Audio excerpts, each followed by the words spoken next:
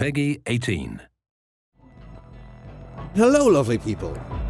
Okay, so you just spent the last 40 hours finishing the epic story campaign, build a badass character, and you're pretty confident that you can handle everything this wicked world throws at you. But you're also aware that Outriders is a complete experience, straight out of the box, and doesn't have any live service elements. So, now what? Fear not, Outriders. We got you. Your job on Enoch is far from over. We don't want to go into any story spoilers, but for reasons that will become clear, mysterious points of interest have appeared across Enoch. New mysteries and stories are all waiting to be discovered, precious resources allowing for even more powerful gear. This is the place where advanced players really get to test their skills. It's a vicious but highly addictive post-campaign mode we call Expeditions. Check it out, this is how it works. After finishing the main storyline, you'll find yourself in a new camp. Among some other additions, you will notice a new station, with a map showing many new areas for you to explore. Oh and yes, it's pretty important to point out that you won't play any recycled content from the main campaign. Expeditions are big, handcrafted new levels, with their own mechanics, challenges and storyline. Before you start an expedition, you will notice the introduction of challenge tiers. It's pretty straightforward. The faster you are able to clear a mission, the richer the rewards. One important thing has changed though. You won't get any direct loot from your enemies. Instead, you'll receive all your rewards at the end of an expedition, if you manage to complete it. Don't worry though, we won't leave you completely empty-handed even if you fail all your attempts. In this example, you can score a good chunk of epic and rare loot, plus 3 new tiers. That's because we picked the highest at this moment available tier. You can always go lower to one of the previous unlocked tiers if you feel your strategy or build isn't quite ready yet. To be more precise, your newly earned tiers are needed for 2 things. First, tiers progression unlocks new locations for your team to discover. Unlocking all 15 of them will grant you access to the final expedition, the Eye of the Storm.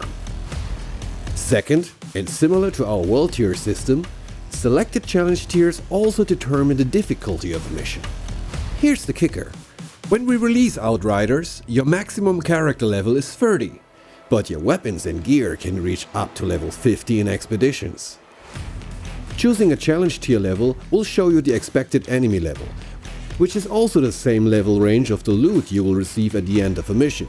So before you head into an expedition, make sure to adjust your strategy and equipment accordingly. There's no other way to go about this. Expeditions are tough. No wait, let me rephrase that. Expeditions are brutal, but for good reason. This content is intended for battle-hardened Outriders who really want to get creative with the nitty and gritty details of specialized character builds. Feeling like a well-tuned demigod? Then this is the place for you. But you might want to bring some demigod co-op friends along as well. You'll need them. No matter how strong and well-trained you think you are when you head into expeditions for the first time, you will need to become much more if you want to even reach the ultimate challenge. Stoked yet? Good. Before we dive more into expeditions though, we must first touch on another exciting subject that is heavily linked to this game mode. It's one of the most compelling and important core features of Outriders: modding, crafting, and everything in between.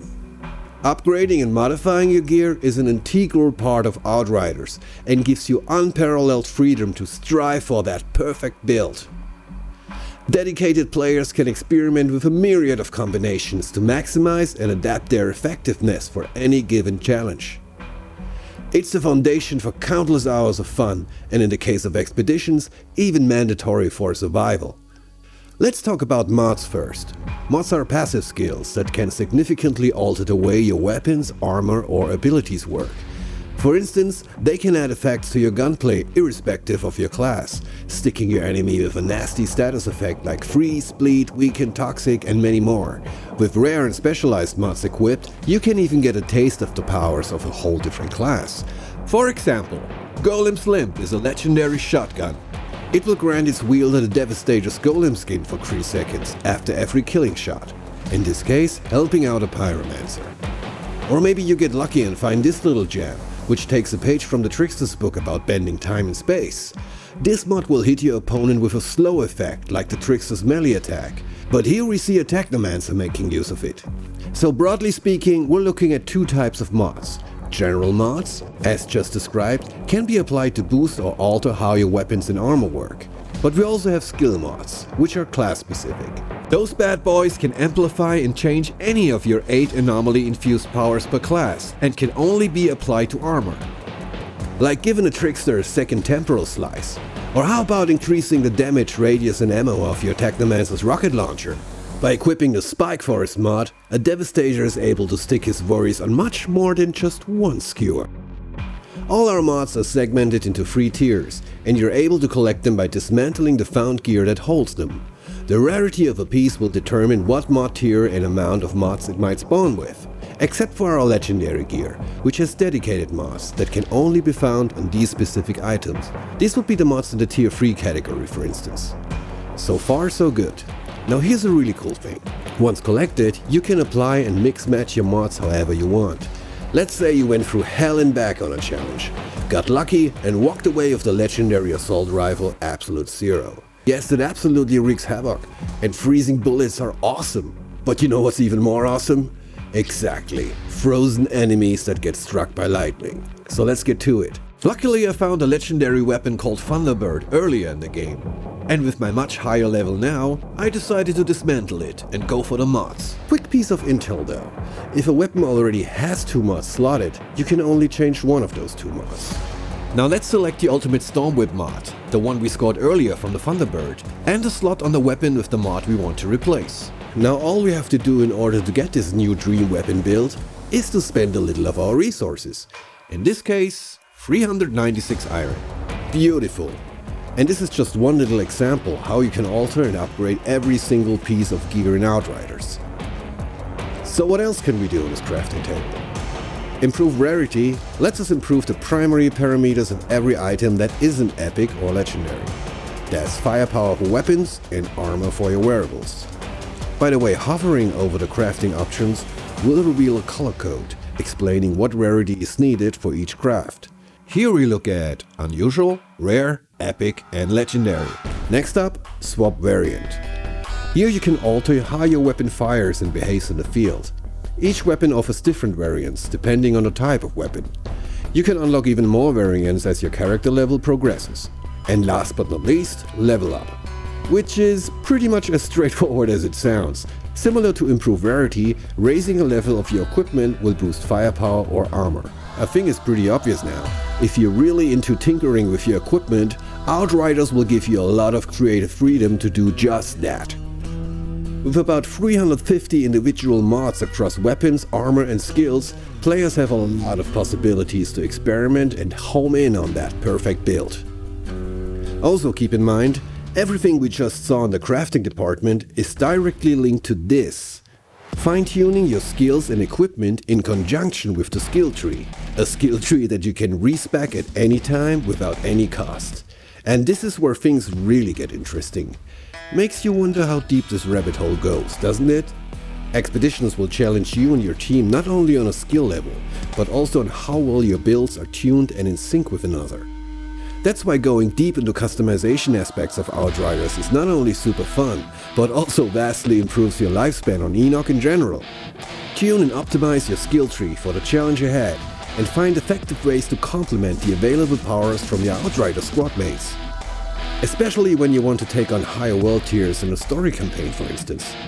Okay, we covered crafting and upgrading your gear. Let's talk a little bit more about expeditions. As I said in the beginning, all of our expeditions are big, bespoke new levels in the game. And we have 14 of them ready for you to conquer when we ship on February 2nd, 2021. Of course we want to leave the excitement and fun of exploring these new areas for you. But hey, let's take a quick peek, shall we? I've sensed a deep, humming noise reverberating from deep within the forest. It comes and goes, but during our journey it has grown louder. And next to this gate, it is more piercing than ever. Outrider, I need to know the cause of this.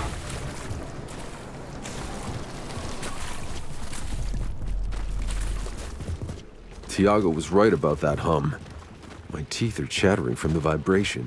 Strange structure. Some kind of switch over there.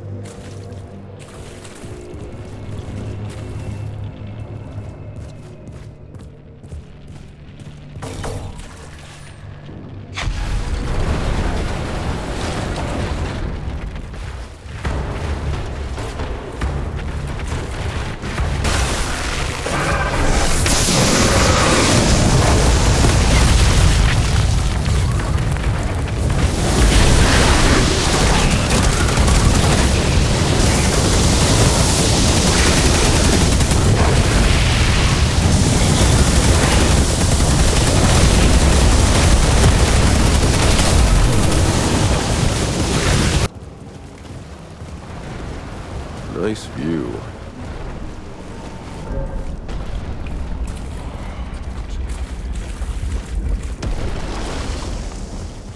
An obelisk mechanism in the middle.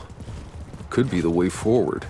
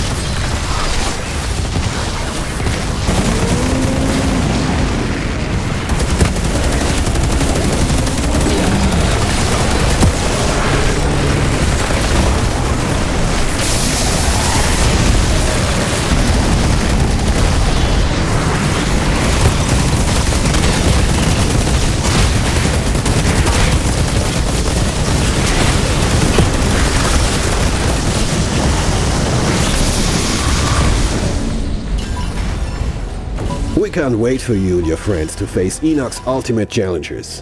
I hope you liked what you saw, and as always, stay safe out there and take care of each other. Sven out.